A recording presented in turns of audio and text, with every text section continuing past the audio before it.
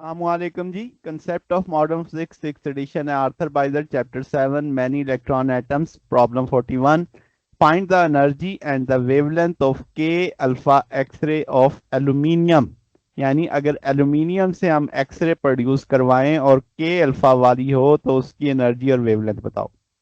अब एल्यूमिनियम का atomic number 13 होता है, तो हम जानते हैं 1/λ R Z minus one whole square 1/n one square minus 1/n two square.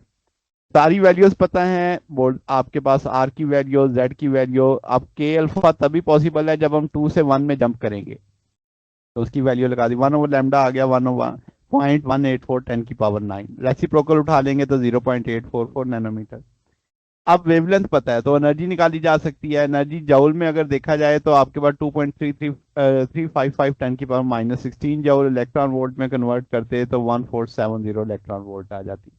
तो ये हमारे पास सोल्यूशन है। अगर आपको इसमें कोई बात पूछनी हो, डाउट हो, नीचे कमेंट्स में पूछ सकते हैं। वीडियो अच्छी लगी हो तो वीडियो को लाइक कीजिएगा, दोस्तों के साथ शेयर कीजिएगा, चैनल को सब्सक्राइब कर दीजिएगा। अब तक के लिए इतना ही, बाकी इंशाल्लाह नेक्स्ट देखेंगे। ओके, अल्लाह हाफिज।